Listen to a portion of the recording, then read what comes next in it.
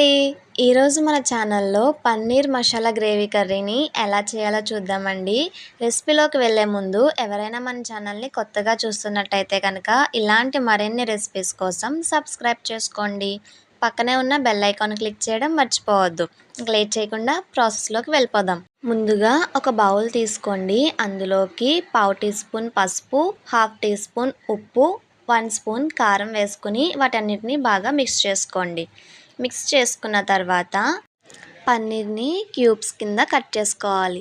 Video క్లిప్లో చూపించిన విధంగా ఇలా సాఫ్ట్గా ఉండాలండి పన్నీర్. ఇలా సాఫ్ట్గా ఉంటే కర్రీ అనేది చాలా బాగుంటుంది. కట్ చేసి పెట్టుకున్న పన్నీర్ అంతటిని కూడా వేసుకుని ఉప్పు, కారం, పసుపు బాగా పట్టే విధంగా కోట్ చేసుకోవాలి. ఇలా కోట్ చేసుకుని పక్కన పెట్టుకోండి.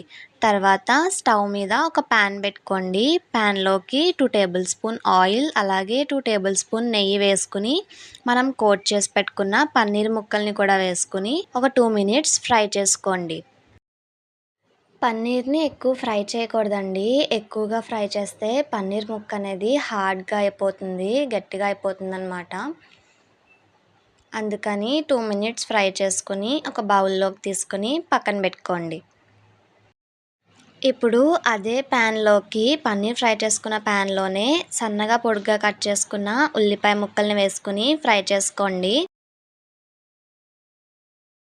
ఉల్లిపాయలు బాగా ఫ్రై అవ్వాలండి. ఉల్లిపాయలు ఫ్రై అయిన తర్వాత సన్నగా కట్ చేసి పెట్టుకున్న 3 టమాటాలని కూడా వేసుకుని ఫ్రై చేసుకోండి. ఇది కర్రీలోకి గ్రేవీ కోసం అండి. టమాటా, ఉల్లిపాయ బాగా మగ్గిన తర్వాత 10 జీడిపప్పుల వరకు వేసుకుని బాగా ఫ్రై చేసుకోండి.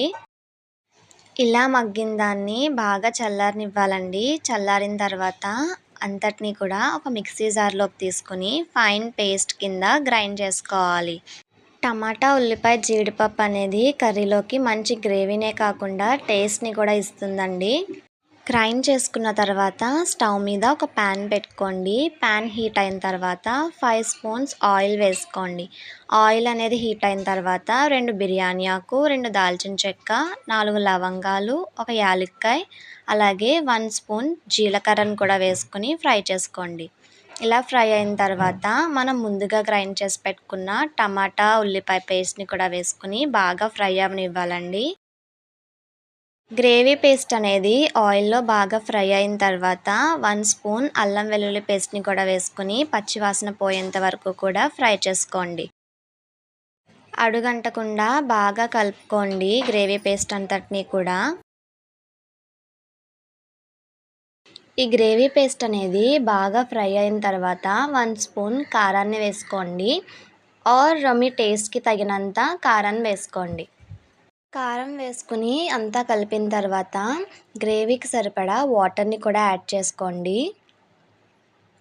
వాటర్ని యాడ్ చేసుకుని మళ్ళీ అంతటినీ కూడా బాగా మిక్స్ చేసుకోవాలి. థిక్నెస్ అనేది చూసుకుని యాడ్ చేసుకోండి. గ్రేవీ కన్సిస్టెన్సీ అనేది వీడియో క్లిప్లో చూపించిన విధంగా ఉండాలి. వాటర్ వేసిన తర్వాత మూత పెట్టుకుని 2 మినిట్స్ మీడియం ఫ్లేమ్లో కుక్ అవనివ్వండి.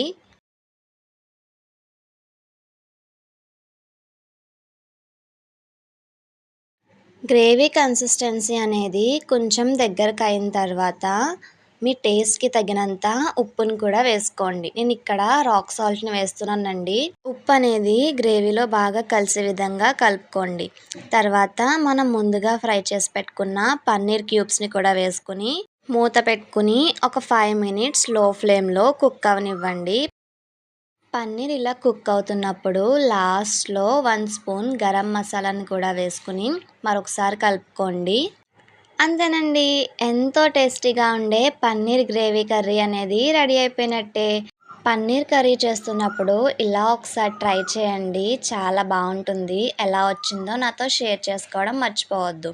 ఈ వీడియో కనుక మీకు నచ్చినట్టయితే మీ ఫ్రెండ్స్ అండ్ రిలేటివ్స్కి షేర్ చేయండి.